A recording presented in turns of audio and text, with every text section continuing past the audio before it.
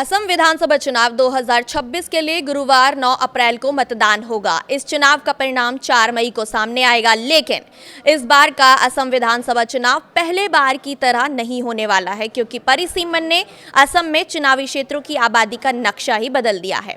नमस्कार, मैं हूं अंजलि राठौर और आप देख रहे हैं न्यूज 18 का डिजिटल प्लेटफॉर्म। परिसीमन के बाद चुनावी क्षेत्रों का विशेष महत्व हो गया है। बटाद्रबा, सुवलकुची और बारपेटा जैसे चुनावी क्षेत्र इस बात का सबूत भी है। 2023 में परिसीमन हुआ, जिसके बाद कुछ चुनावी क्षेत्र एक साथ आ गए, जिससे राजनीति का समीकरण भी बदल गया। 2016 में बीजेपी ने यहां एक चौंकाने वाली जीत हासिल की थी, जिसका श्रेय एम फैक्टर यानी कि मुस्लिम वोट बैंक के बंटवारे को जाता है। ये एकमात्र ऐसा मौका था जब कांग्रेस या एजीपी के अलावा किसी अन्य पार्टी ने बटाद्रबा से विधायक को चुना था। इससे पहले शुरुआत में यहां केवल आरसीपीआई जीत हासिल कर चुकी है।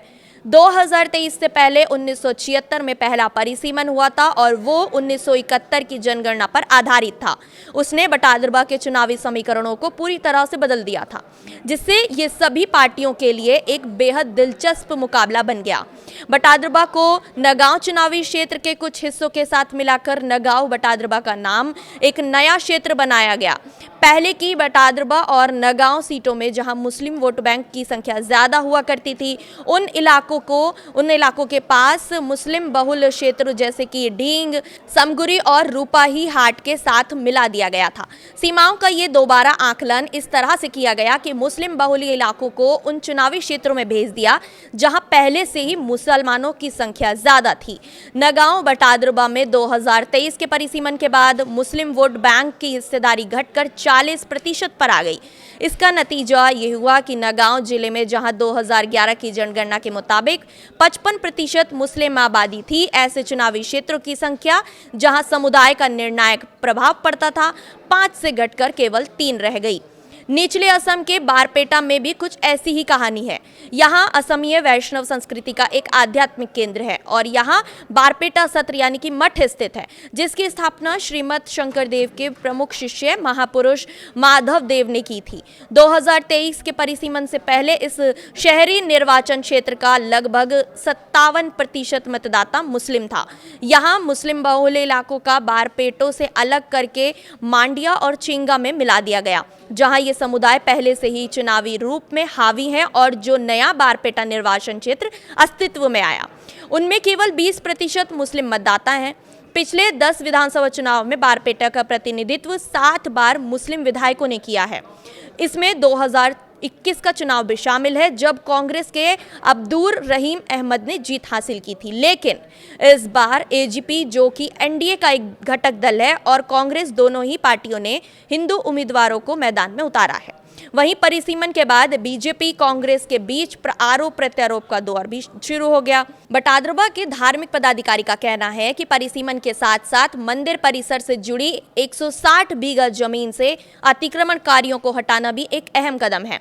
2016 में राज्य में पहली बार सत्ता में आने के तुरंत बाद सर्बानंद सोनोवाल ने नेतृत्व वाली बीजेपी सरकार ने 300 से ज्यादा परिवारों को बेदखल कर दिया था। ये सभी परिवार बांग्लादेशी मूल के मुस्लिम थे। हाल ही में सरकार ने बटाद्रबा थान के पुनर्विकास के लिए 200 करोड़ रुपए आवंटित किए। इस पर कांग्रेस के उम्मीदवार दुर्लभ चामुआ का कहना है कि नगांव बटाद्रबा निर्वाचन क्षेत्र जो है, वो गठन केवल बीजेपी के लिए हिंदू वोट बैंक पक्के करने के मकसद से किया गया था और श्रीमद शंकर देव की जो विरासत है उसको बढ़ाने का विचार तो बाद में आया। इसके अलावा बारपेटा से एनडीए उम्मीदवार दीपक कुमार दास जो हैं, उनका ये कहना है कि परिसीमन से वैष्णव संस्कृति से जुड़ी सीटों को सुरक्षित रखने के लिए मदद मिलेगी। और दीपक कुमार दास ये भी कहते हैं कि ये व्यापक असमिया समुदाय की पहचान है, इसलिए परिसीमन जरूरी था। सुवलकुची शहर, जिसे अक्सर अपनी रेशमी बुनाई के लिए पूरब का मैनचेस्टर कहा जाता है, पहले ये मुख्यमंत्री हेमंत बिस्वा शर्मा के जो जालू कबारी निर्वाचन क्षेत्र है उसका हिस्सा था।